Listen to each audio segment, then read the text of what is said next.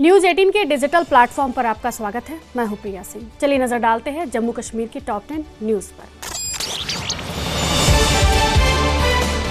Deputy CM Surendra Chaudhary ने राजौरी के डुंगी block में प्रधानमंत्री ग्राम सड़क योजना के तहत एक सड़क परियोजना का शिलान्यास किया।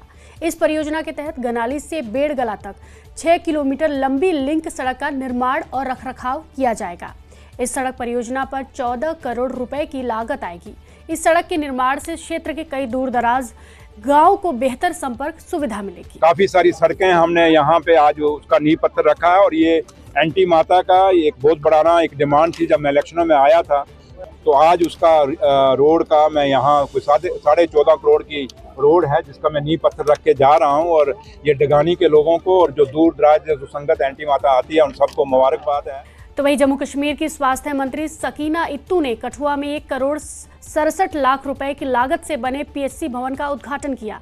इस मौके पर उन्होंने कहा कि सरकार लगातार स्वास्थ्य सुविधाओं को बढ़ावा दे रही है ताकि लोगों को इलाज के लिए बाहर न जाना पड़े।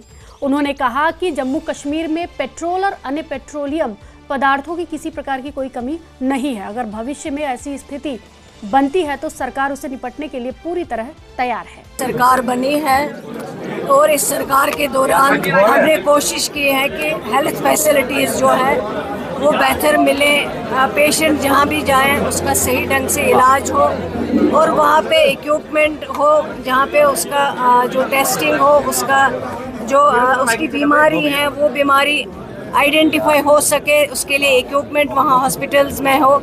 और इन 12, 13, 14 महीनों में हमने काफ़ी हद तक काम किया है। बहुत सारे एरियाज़ में जहाँ ज़रूरत थी एमआरआई की, कैथ लैब की, सिटी स्कैन की, वो हमने लगाए हैं। और ये जो दूर दराज इलाकों में डायलिसिस की हमने काफ़ी हद तक पिछले 12, 13 महीनों में काफ़ी हॉस्पिटल्स में डायलिसिस मशीन लगाए हैं ताकि जो किडनी फेलियर के पेशेंट हैं उनको वहाँ टाइम पे इलाज मिल सके, दूर न जाना पड़े।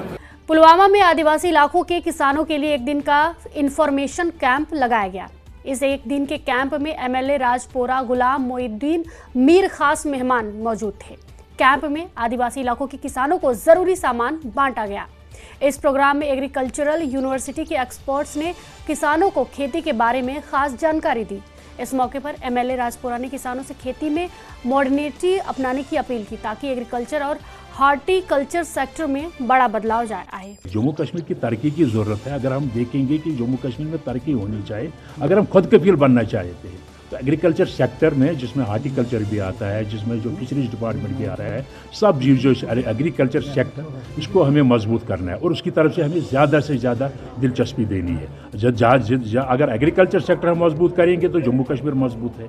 अगर हम यहाँ एग्रीकल्चर सेक्टर में हम उसको आमदनी बख्श बनाएंगे तो हम खुद कफील बन सकते हैं। तो इसके लिए सबसे ज़्यादा दिलचस्पी देने की ज़रूरत है। और जो यहाँ सुकास्ट की हम जो कृषि विज्ञान केंद्र है, यहाँ जो हमारे एक्सटेंशन ऑफिसर जो हरियाणा जी भी यहाँ आई है, डायरेक्टर एक्सटेंशन, तो उन्होंने ये जो मेहनत कर रहे हैं ये उनकी तजुर्बे से भी फ़ायदा उठाना है फार्मर्स को और उनको भी अवेयरनेस कम करने हैं। हर इलाके में, हर गांव में अवेयरनेस देनी है लोगों को। क्योंकि अगर आप देखोगे एग्रीकल्चर क्रॉप इंश्योरेंस हमने किया है, लेकिन अभी तक एग्रीकल्चर डिपार्टमेंट को भी मैं आपकी वसात से कहना चाहता हूँ कि उनको भी मैदान में आना है, उनको जाना है लोगों के पास और उनको कहना है। अवेयरनेस नहीं है अभी तक लोगों को, उनको बताना है कि अगर एग्रीकल्चर क्रॉप इंश्योरेंस हम यहाँ आया है तो उसके लिए प्रीमियम भी देना है। अभी तक लोगों को पता ही नहीं है। इसी तरह आप हार्टिकल्चर में आप क्रॉप इंश्योरेंस आने वाला है तो इसके लिए भी उनको अवेयर करना है कि प्रीमियम देना है।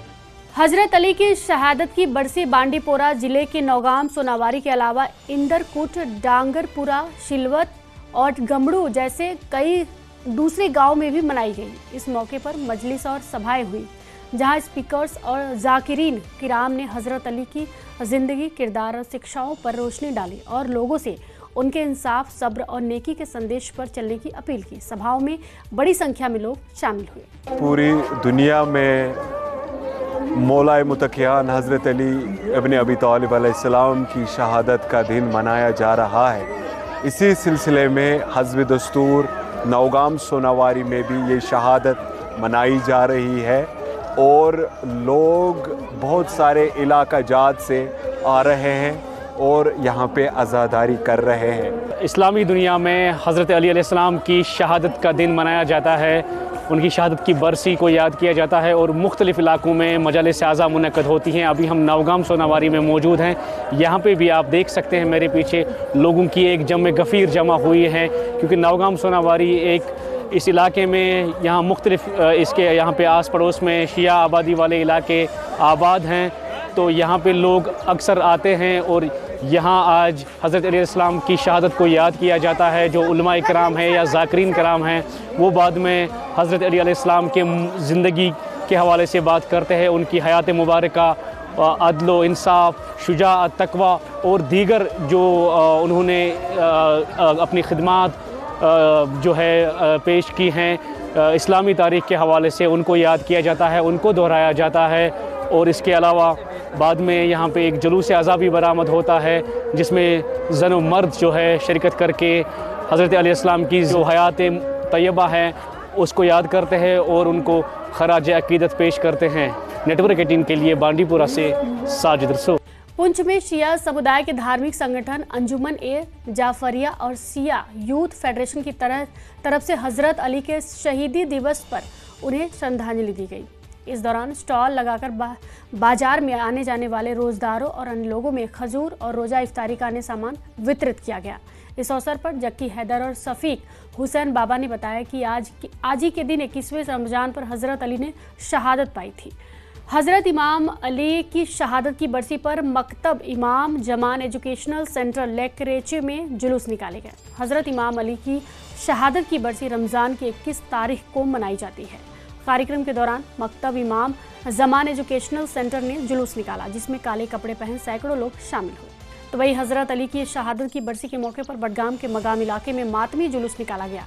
जुलूस इमाम बारगाह आस्तान मोहल्ला से शुरू हुआ और मगाम के मेन मार्केट से होते हुए सेंट्रल इमाम बारगाह यागीपुरा में खत्म हुआ। जुलूस में हजारों की संख्या में मातमी लोग शामिल हुए। मध्यपूर्व में जारी युद्ध के प्रभाव अब जम्मू कश्मीर में भी दिखाई देने लगे हैं। घाटी में रसोई गैस की आपूर्ति प्रभावित होने लगी है, जिससे होटल उद्योग पर भी असर पड़ रहा है। सूत्रों के अनुसार कई इलाकों में घरेलू स्तर पर भी गैस की कमी महसूस की जा रही है, जिसके कारण उपभोक्ताओं में चिंता बढ़ने लगी है। यदि यही स्थिति बनी रही तो आने वाले दिनों में घाटी में गैस की कमी गंभीर रूप से हो सकती है। हालांकि प्रशासन का कहना है कि वे पूरे हालात पर लगातार नजर बनाए हुए हैं और फिलहाल किसी तरह की गंभीर या संकटपूर्ण स्थिति नहीं है। स्थानीय लोगों का कहना है कि अगर गैस की आपूर्ति जल्द सामान्य नहीं हुई तो न केवल घरेलू उपभोक्ता बल्कि होटल और रेस्टोरेंट से लोगों जुड़े कारोबार भी बुरी तरह प्रभावित हो सकते हैं। तो वही जाने माने होटल मालिक मुश्ताक शाह ने कश्मीर में एलपीजी की कमी की चिंताओं को कम करके बताया। कहा कि अभी हालात काबू में है। शाह ने कहा कि अभी एलपीजी सिलेंडर को लेकर कोई घबराहट जैसी स्थिति उत्पन्न नहीं हुई है, सब कुछ बिल्कुल ठीक चल रहा है। हालांकि छाया ने माना कि देश के दूसरे हिस्सों जैसे राजस्थान और दक्षिण भारत में एलपीजी की कमी हो रही है, जिससे हॉस्पिटैलिटी इंडस्ट्री पर असर पड़ रहा है। उन्होंने कहा, हमें उम्मीद है कि हमारे प्रधानमंत्री और मुख्यमंत्री उमर अब्दुल्ला की लीडरशिप में हमें जम्मू कश्मीर में एलपीजी से जुड़ी किसी भी तरह की दिक्कतों का सामना नहीं करना पड़ेगा। तो वही जम्मू कश्मीर सरकार ने कश्मीर घाटी के सभी 10 जिलों में विस्थापित कश्मीरी पंडितों की जमीन और प्रॉपर्टी की पहचान करने के लिए एक बड़ी पहल शुरू की है। यह कदम विस्थापित परिवारों की लंबे समय से चली आ रही प्रॉपर्टी से जुड़ी शिकायतों को दूर करने के लिए पिछले साल बनाई गई एक कमेटी की सिफारिशों के बाद उठाया गया है। राहत पुनर्वास कमिश्नर डॉक्टर अरविंद करवानी ने कहा कि इस पहल के तहत डिविजनल एडमिनिस्ट्रेशन ने सभी डिप्टी कमिश्नरों को जम्मू में आउटरीच कैंप लगाने का निर्देश दिया है, ताकि अवैध कब्जों, मजबूरी में बिक्री, सीमा विवाद और म्यूटेशन से जुड़े मामलों का मौके पर ही वेरिफिकेशन और समाधान किया जा सके। इस टॉप न्यूज़ पर आपकी क्या प्रतिक्रिया है, हमें कमेंट बॉक्स में ज़रूर बताएं और फॉलो कीजिए न्यूज़ 18।